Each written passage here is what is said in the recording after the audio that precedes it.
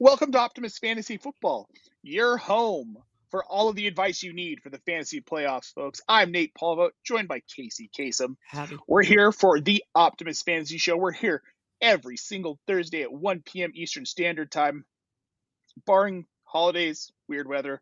Probably not going to be here on Christmas, just a warning. But hopefully you're locked and loaded for the fantasy playoffs that week and you don't need us. But yeah, great to be here, guys. We are approaching week 15, of course. We've got kicking it off tonight, Atlanta at Tampa Bay. We'll talk about that game a little bit later in the show. But yeah, big week. First week of the fantasy playoffs. Hopefully your lineups are mostly locked down, but there's a lot going on. A lot of news, not just in college football, which has been absolutely insane. If you're following into that stuff over at Michigan, just absolutely wild. And if you haven't heard about it, you're probably better off, quite honestly. All insanity. Kacey, first, I want to shout you out here. You got the bye in Queen's Classic this week. Had the bye. Boom. Beautiful, beautiful. 15-1, baby. Yeah. We got Doug chiming in. Hi, Nate and daughter. What's up, Doug? It's good to see you, buddy. Hey, Doug. Yeah. Hey, Dan. Sorry, don't call you by your first name. Hello, Dad. Late July can't come soon enough, man. I am excited for the Expo this year. Man, the Expo is going to be dope. It is going to be dope. Sure. Yeah, looking forward to it. But we're not here to talk about that. We've got playoffs to get ready for. You are in them. I'm in them. My big win for the playoffs didn't make it in Kings, but the Huddle auction draft, I made it, and I'm very excited. That's with Pat Fitzmaurice, Howard Bender, Herbs over at FTN. Yeah, it's quite the league, so I am pretty stoked here. Yeah, we've got Achane, Higgins, and CeeDee Lamb. They're all questionable this week. That's going to hurt some fantasy rosters. So without further ado, Kacey, let's get into it with our first segment this week, the return of Phillip Rivers. This is a story that you really can't ignore. No. With Daniel Jones done for the year with the torn Achilles, apparently they decided this was a better option than even a maybe sort of healthy rookie in Riley Leonard. It looks like he's trending towards possibly being able to play, but it sounds like Phillip Rivers is going to get the start.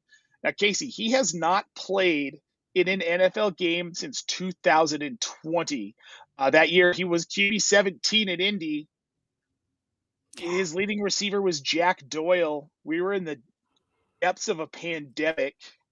Whoa. Yeah. So, man, my brain can't handle this right now. I feel like I'm in some Twilight Zone crazy alternative timeline. Yeah, what is happening? Yeah. There's now a player in the NFL older than us, Kacey. I know. Wonderful. What is this, bruh? So if he does start this weekend, they've got the Seattle Seahawks. This is one of the better defenses in the league. What do you expect out of this offense? I mean, obviously, unless you somehow had a great start to your season, fell apart, your team's in shambles, and you fell into the playoffs, you shouldn't need to go out and look at a guy like Phillip Rivers. There's very little chance he's even remotely sort of fantasy viable. But what do you expect for the rest of this offense? Because we need to worry about Alec Pierce, Michael Pittman, Tyler Warren, Jonathan Taylor. How do you feel about these assets now with the possibility of Phillip Rivers? And even if it's not Phillip Rivers, if it's Riley Leonard, how do you feel about these guys? JT, I am feeling a little stronger about it, especially, being in the playoffs. You might have JT on your roster. I think it could be a good thing for him, honestly.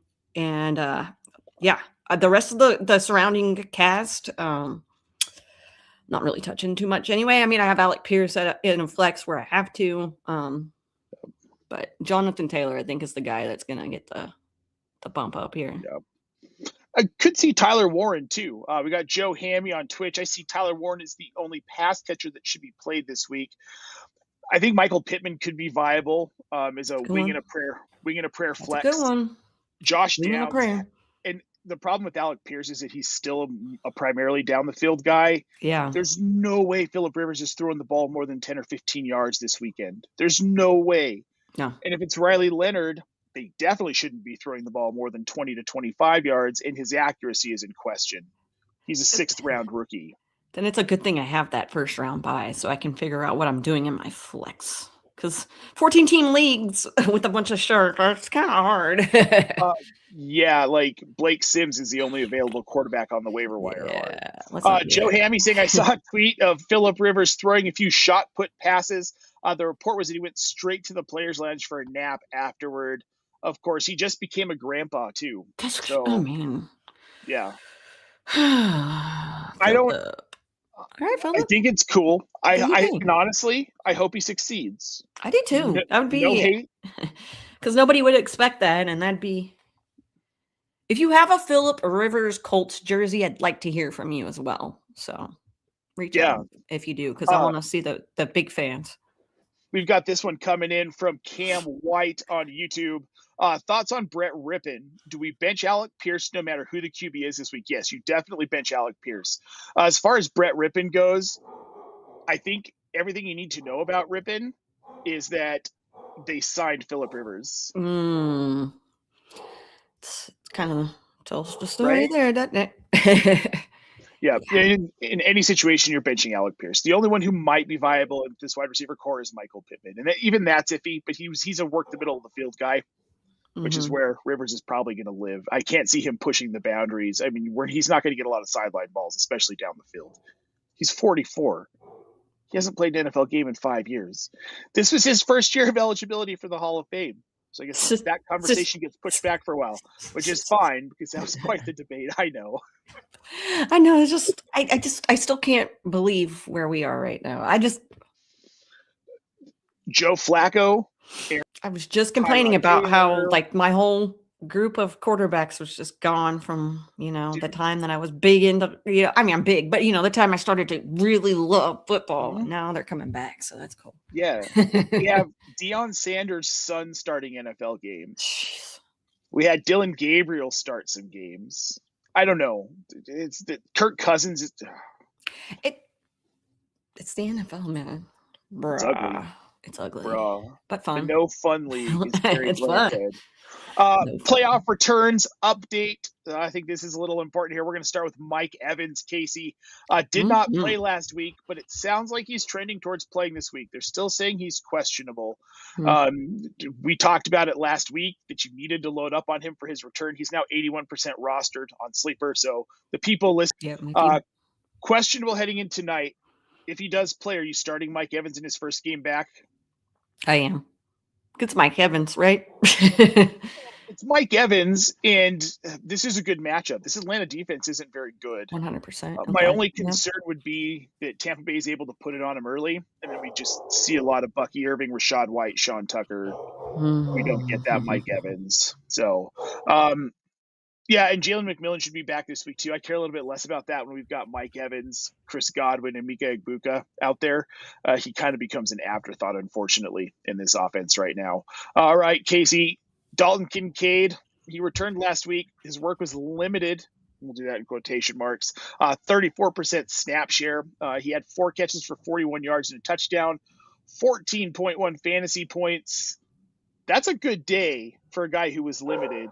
Yeah. Moving forward, Dalton Kincaid's a must start, right? New England, Cleveland, Philly for their fantasy playoff matchups. Word. Yep.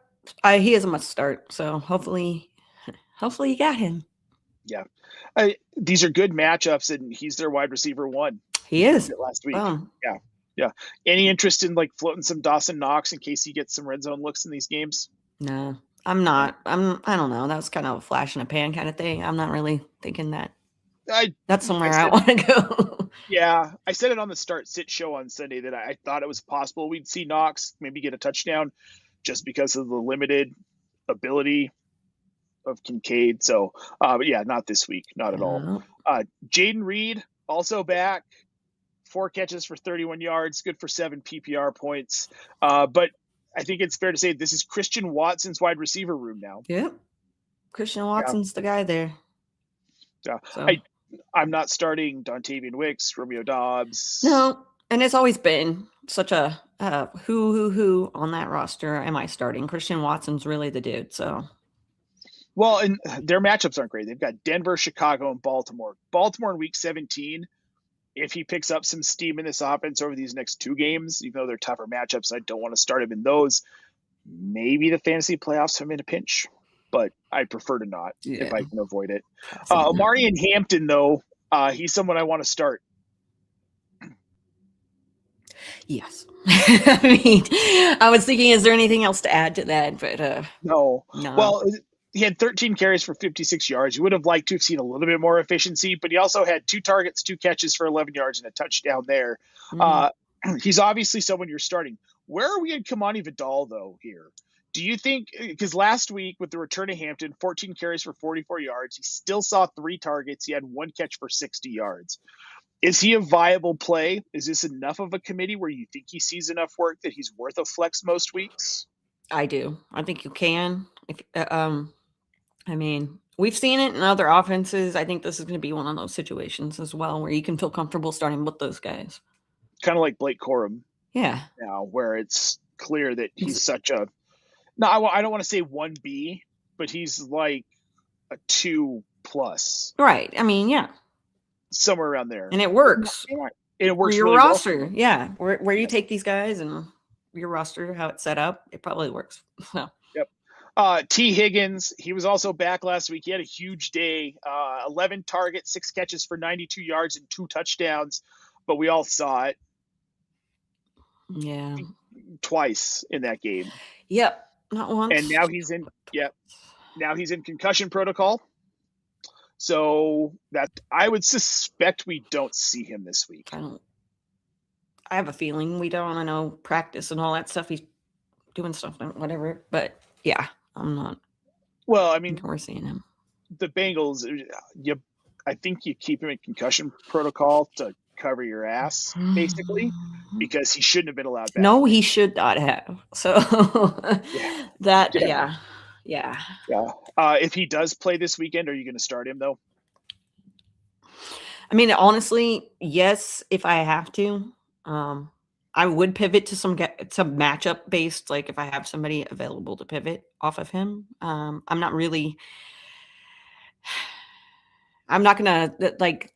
not having any expectations whatsoever that he's going to have a great game for me.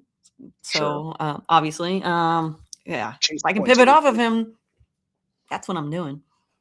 Yep, I don't think that's a bad idea. I want to get to this start-sit question here real quick, Kacey. This is Cam White on YouTube. He needs us to pick one to start. Baker Mayfield versus Atlanta tonight. Yeah. Jackson Dart against the Commanders this weekend. Or Jacoby Brissett at the Houston Texans. We know how good that Houston Texans defense has been. I said on a show, actually I said on the radio a couple weeks ago, I don't care about that matchup. Brissett is a start for me, and I still stick to that. But is he a start over Dart and Mayfield? No, he is not. I think I would go with Dart as the guy that I'm starting here. And then Mayfield and then Brissett would be third. I mean, all those guys seem like viable options, but Dart, I think, is the best out of those 3. Yeah, I would probably lean Dart. It's that rushing upside, and Kafka's going to let him keep doing it. And if Kafka's going to let him keep doing it, I'm going to keep taking advantage of it. Yeah. All right, we've got this one too, and this is relevant here. If T. Higgins is out, who do I start in the flex? This is PPR. David Montgomery, Woody Marks, or Harold Fannin? This one's easy for me, but I want to know what you think first, Kacey. It's easy for you, is it? What are the names we have here? I think I would probably go this one. All right, I'm going Harold Fannin because I can't stop. I can't stop it. I can't stop myself. They're playing Chicago. This is a good defense, but look, Shadur Sanders is so damn cocky and in a good way, I think. Right. Behind center. I think in a good way, yeah. Yeah, he doesn't care who he's playing. He's just going to go out and play his game. He's not going to adjust for a defense just because he's been told that they're really good. That benefits Harold Fannin. Last week, 11 targets, 8 catches for 114 yards and a touchdown. He has a touchdown in his last 2 games. He's tight end 6 right now, Kacey. I'm starting Fannin here, and it's not even close for me. Then it would be Marks, then Montgomery. Yeah, and I mean, and I like the Fannin. I know he's been dealing with an ankle issue, so something. But yeah. So I mean, Harold Fannin's a nice play too. Either one of those guys, but Woody Marks would be my little. I'm not going to argue with you. Yeah, Woody Marks could have a perfectly great day. I can't remember who Houston is playing this weekend. Trying to They're pull it up here. Yeah, I They're know. I just saw playing it now. Arizona. I just I mean, saw. this really could be a situation where they're up early and Yeah. they can just run a bunch of marks. So either way, Drake Yeah. London, Kacey, he's still not back. He will not play this weekend. Is Drake London done for the year?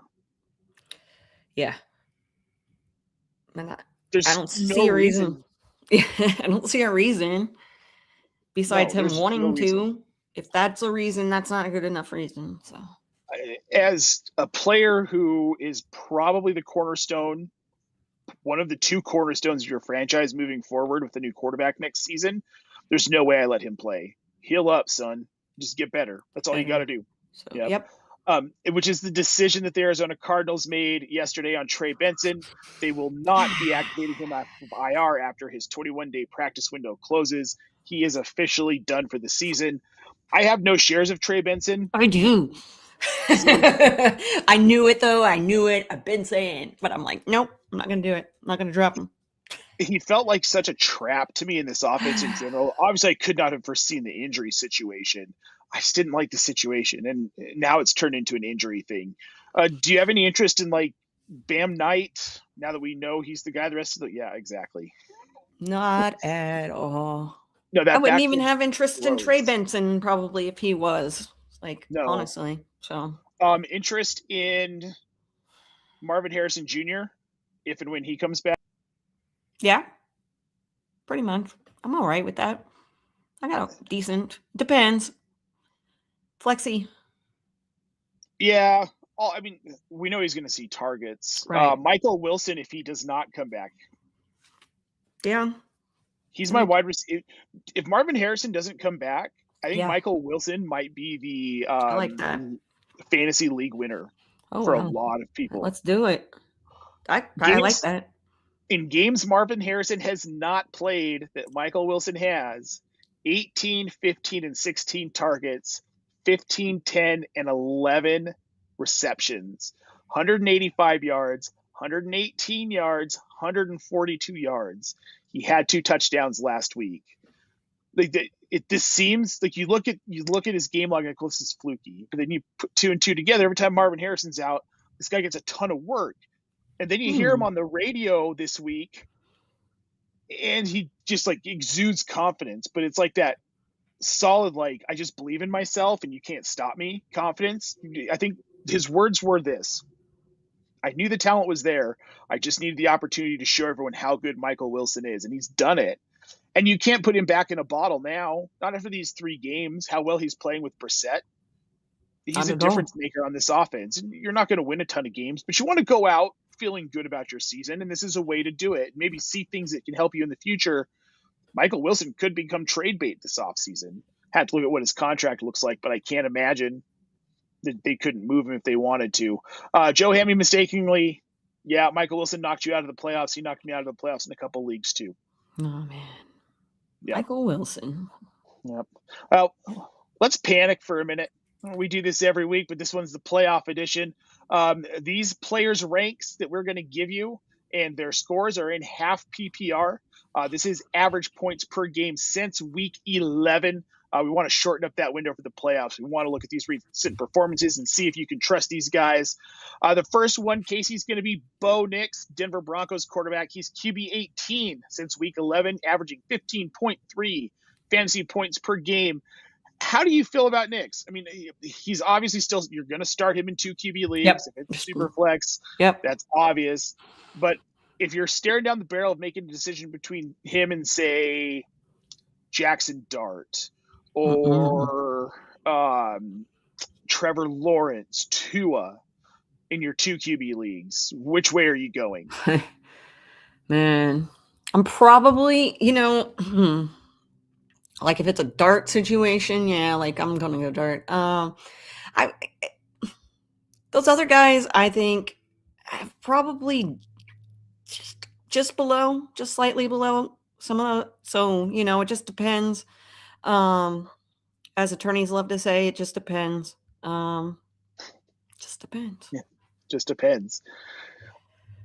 Yeah, these aren't good matchups. They've got Green Bay this weekend. Then they've got Jacksonville at home. Don't love that one either. Then they're in Kansas City for the fantasy championships on Christmas Day. This is going to sound crazy, but that's the only week I think I'd really feel confident starting him. And because this isn't like an indictment on Kansas City. We can talk about that all day, and it's going to make me so happy. And I will. I'm going to get to talk about it eventually. I'm hoping on the radio so more people can hear me trash the Chiefs.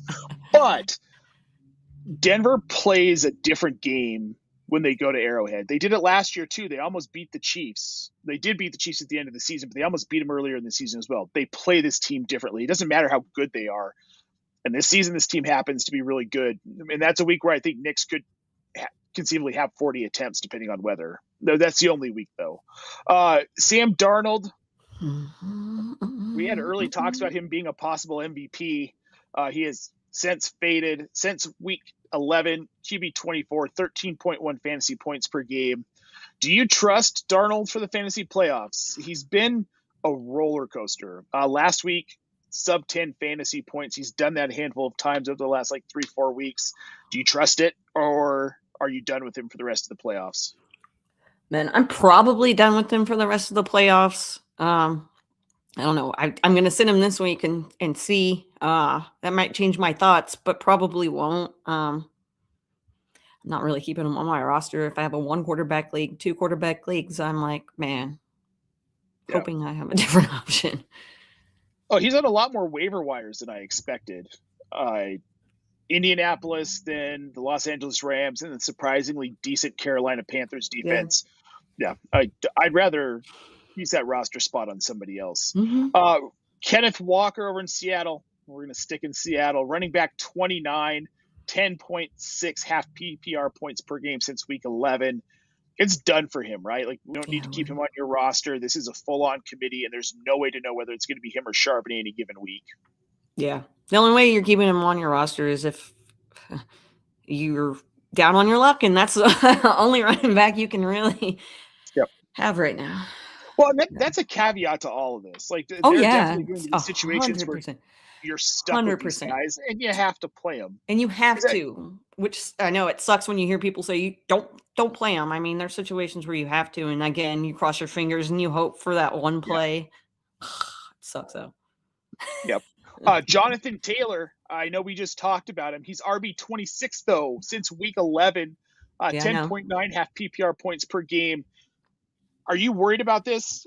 Obviously, with Rivers coming back, this changes things a little, but it hasn't been a volume problem. It's been a defense is kind of locking down on it since Daniel Jones got hurt problem. Mm-hmm. Do you think they can continue to do that with Phillip Rivers at quarterback, or for that matter, with Riley Leonard at quarterback? I think Jonathan Taylor is going to be fine, and I think that it's going to turn around now, starting with whoever's at under quarterback. So I have to go with my gut here too. I know. I think he's going to be fine. I think this is a team that can make the playoffs still. We've got this question on YouTube I want to get to real quick, Kacey. Full PPR, drop one of these 3. Ricky Pearsall, Kenny Gainwell, Mike Evans. Oh, man, I don't know. Gainwell? I'm probably dropping Ricky Pearsall. What's the other one that I was debating? I was going to hold Mike Evans for sure, right? Yeah. We are different here, but I think Pearsall or Gainwell, just don't drop Mike Evans. Just don't drop Mike Evans for sure. Yeah, don't do that one. Speaking of wide receivers and Indianapolis, Michael Pittman, he's wide receiver 34 since week 11, 8.5 half PPR points per game. Again, I think regardless of who's quarterback, he's worth holding on to if you can afford to hold him. See what happens this week. See who's at quarterback this week. See how this offense changes. This is not going to be the same offense you've seen in Indy. I'm not panicked yet. I just feel like Michael Pittman is a name I have not heard mentioned very much this season. Early on, he had some big blows. I've slept since then. I don't remember early. Yeah. Speaking of early on big games, Stephon Diggs, we all Yep. thought he was looking really good early. Yep. Wide receiver 41 since week 11, 7.4 half PPR points per game. This isn't just panic. I'm not keeping him on my roster unless I Yeah. absolutely have no choice. And I'm certainly not starting him unless I absolutely, again, have no choice. This offense is trending towards younger players. It's working for them. They've only lost 2 games. They're in the hunt for the first round bye in the playoffs. Why would you start to pepper him in now? Because he's a new dad and he deserves it, right? No, honestly, no. Yeah, I got excited at the beginning of the season. That's something I can't remember is the Stephon Diggs. Oh, maybe, yeah. Oh, I'm No. not. I'm not. I talked about it in the offseason that I kind of thought this would happen. Like, yeah, he'll be streaky good in the beginning of the season, but this has also been Stephon Diggs for the last 4 years. It is. Starts hot, falls off after week like 8 or 9. Sometimes he makes it all the way to week 10, and that's exactly what he's done. Wide receiver 41 since week 11. Mark Andrews, tight end 22, 6 half PPR points per game. Lamar Jackson doesn't look healthy. No. This Baltimore team they look like a mess. John Harbaugh's got to go at the end of the season. Yeah. Yeah. Just a desperation play. I don't even think if you're looking at him as a flex, man, there are about 1 million people I'd rather start. Oh yeah.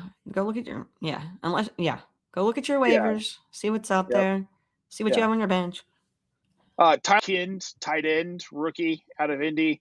Tight end 17, 6.5 PPR points per game since week 11.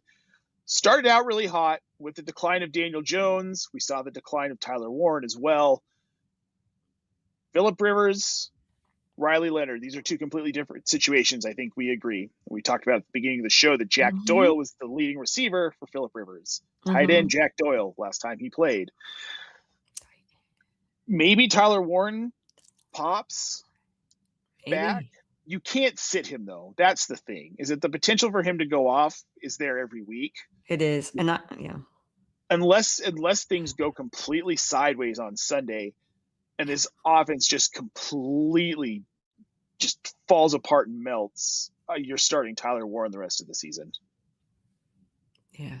I think a lot of the tight ends out there right now are like that with the whole hit, miss, what's going to happen, but you can't afford to not with a lot of these guys. Yep. Oh, we got K-Space on YouTube. Are you starting Chris Godwin still, even though Mike Evans might play? I am. Yeah, I am as well. Thank you. Yes. Good question. I would as well. Yep. Thanks for smashing the like button. We appreciate it. Make sure you smash that follow button as well, guys. Please if you are watching right now. If you're listening to the audio version, if you're watching us later, just make sure you like this video. Make sure you subscribe to our channel and come hang out. We're live a lot, man. Yeah. Also, it would be either Aaron Jones or Romeo Doubs if I benched Godwin. No. Don't do that. I would totally stick with Godwin. This offense is completely capable of having 2 high-level top 10 wide receivers every single week. They could very easily have 3 in the top 24. Would not be hard. Yeah. So definitely don't do that. Let's go. All right, we're going to move on to our next segment. We're getting closer to the end, but the best and worst games of Week 15, Kacey. Let's start with yours. I haven't even looked at this yet. Oh, you haven't? Because I didn't look at yours either, and then I did look at yours after I did it. I know this is such a look. I didn't look at your stuff. I said I'm going into this with a clear head. I'm going to go, and the first gut instinct, I'm just going with it. So we're smart. What can I say? So our best and worst games this week, we've got the same ones here. Best game of the week, Buffalo at New England. Sorry, this is a big deal game. I want to watch this game. Buffalo has to win this game, right? They just have to win it. Yeah, I think it's gonna be a real fun game, competitive, fun. Not a boring fun game, but a fun game. Well, let's see. What's the over-under on this game? The over-under on this one is we've got New England Buffalo. Too many tabs open. It's 49.5. It's the third highest on the slate. Believe it or not, the highest on the slate, of course you believe it, it's Detroit at Los Angeles at 55.5. That's going to be a fun one too. I was close to picking that one. It was in my brain. I just want to see what magic Josh Allen's going to pull out of his you-know-what at the end of the game. Let's go. That's fun. Yeah. Yep. And if we could get 150 yards out of Cook, that would make my fantasy playoff teams very, very happy. All right. The worst game of the week, Atlanta at Tampa Bay. Yeah, that's what I put. Gonna watch it because I love Baker Mayfield. Yeah. Thursday night football, and we're almost done with it, and it makes me sad to think about. But I'm not gonna like it. Yeah. It's the least exciting game on the slate to me. I mean, you can make a case for like Baltimore, Cincinnati. That's not going to be a great one. Vegas, Philly's probably not going to be great. Yeah, that was my other one that I was looking at. Are we going to get Kenny Pickett? I wanted Farba, man. We're not going to get Aiden O'Connell, though, since we're going to get Kenny Pickett. I know. Kenny Pickett. Kenny freaking Pickett. That's going to be fun to watch. Oh, boy, can't wait. On the spot for Week 15, Phillip Rivers throws blank interceptions in his first game in 5 years. 3. Say 4. Oh. Seems like a solid bad game interception number. Yeah. Hitting it at the 4. Unless he's not throwing it a lot, and then just kidding, he will. All right. 5 attempts, 4 interceptions. Oh Lord. Well, folks, that's going to do it for us this week. We want to say thank you so much for joining in. Yes. We got one more question here. We do. Before we get out of here. Hey. Joe Hammy over on Twitch. If CD Lamb is in concussion protocol, if he can't play, does he start? Brenton Strange, DJ Moore, or Mike Evans in a PPR league? Evans. You're not nervous about him being limited tonight, not being able to do anything about it? I was leaning. I didn't want to be a homer here because Strange is my guy. That's okay. But that's who I was going to say. Yeah. I'd still, man. You bringing up the whole he plays tonight thing is the one thing that you have to think about. I don't know. I'd probably just swing for the fences and go Evans, but Strange would be my safety pick if I'm feeling more comfortable being safe. Yeah. Strange is safe. Mike Evans is a boom play. If you need that boom play, I would go with Evans because he could have a 20-point game. You never know. I mean, we kind of do. It's probably not going to happen, but you never know. The one time. Guys, if you listen to us on the audio version, just one more time, I want to remind you, please make sure you like this podcast and follow us on your favorite podcast platform. If you're watching the replay on YouTube, like this video and subscribe to our channel. We've got stuff coming out all weekend to help you get through the fantasy playoffs. Make sure you check out OptimusFantasy.com. ToolsOptimusFantasy.com has all the data tools you need, including snap analyzers, empty air yards tools, QB efficiency ratings to help you set those lineups on Sunday, and get it free through the end of the 2025 season with the promo code GIFTOptimus. That's all the way through the end of the Super Bowl. So make sure you check that out, guys. And if you've got more questions, head over to Discord. The link is in the show description. We're happy to answer your questions there if we weren't able to get to them today. If you missed the show for whatever reason, I'll be back tomorrow on the DFS show with Mike Reedy, and then at 6 p.m. Eastern Standard Time with Keith Fleming on Friday Vibes to answer the rest of your questions for the weekend. Make sure you check us out there. For Kacey Kasem, I'm Nate Polvogt, guys. Good luck tonight with those Thursday night matchups, and have a great weekend. See you next week.